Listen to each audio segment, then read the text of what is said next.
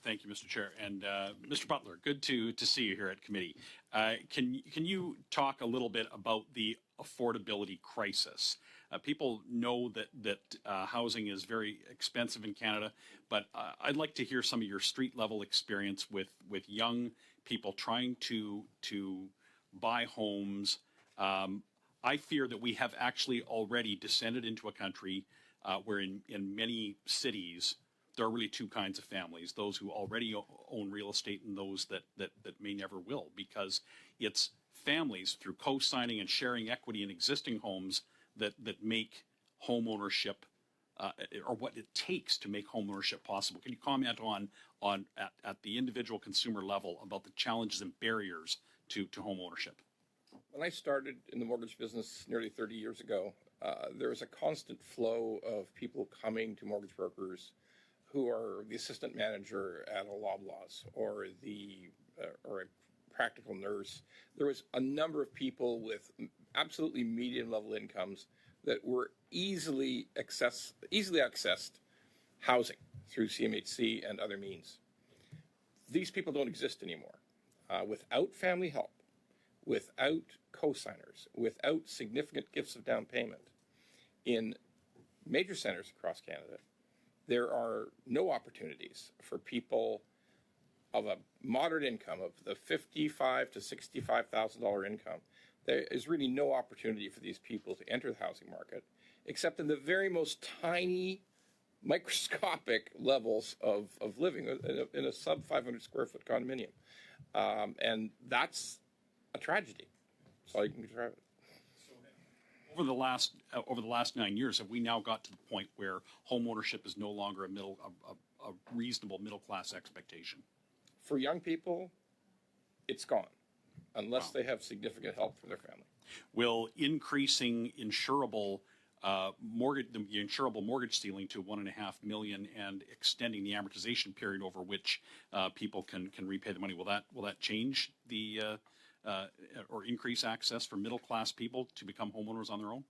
The maximum level of the new CMHC program, the income required is $352,000. There is no opportunity no chance, no reasonable hope that encompasses average earning people. Right. So what? And what about for young people? Without parental assistance, let's say this: the old cap was $1 million. The number of people who could take advantage of the CMHC program near the cap is microscopic. If you talk to CMHC, the numbers are incredibly small. Again, without parental assistance, the barriers to homeownership in this country for young people with moderate incomes are vast, unless they live in very small rural communities in the prairies and in Atlantic Canada. And we've heard from Dr. Mintz that per capita incomes are dropping. So people's incomes are actually not rising to this new price structure. They're going the opposite way. What is it going to take for young people to have some hope of attaining home ownership like their parents did? I operate a small business with many of my employees under the age of 35. And amongst them, none of them are homeowners. And we're in the business of getting people homes. We're in the mortgage business. And their ability financially to accomplish this is simply not there.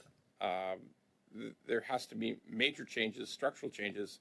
Some of it's a Fed-Prov problem, that we have incredible costs layered into municipalities and at the provincial level. To get in a new home, for a developer to build a new home, is 30%.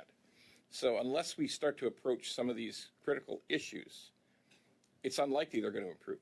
Okay. And is the problem in the short term going to get worse than on the other end? We see that per capita incomes are falling, the population is increasing, but the supply of homes is not increasing. Or maybe let me ask you that.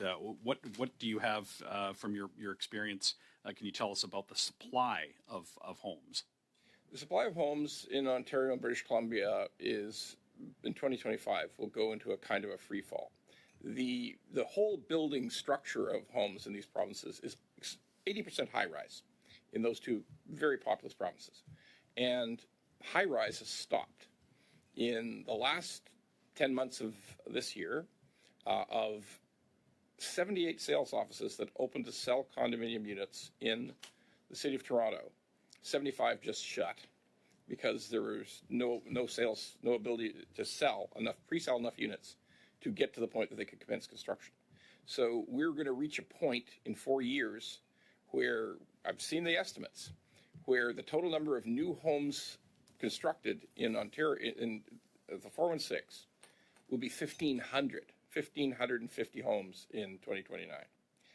That's the direction we're headed.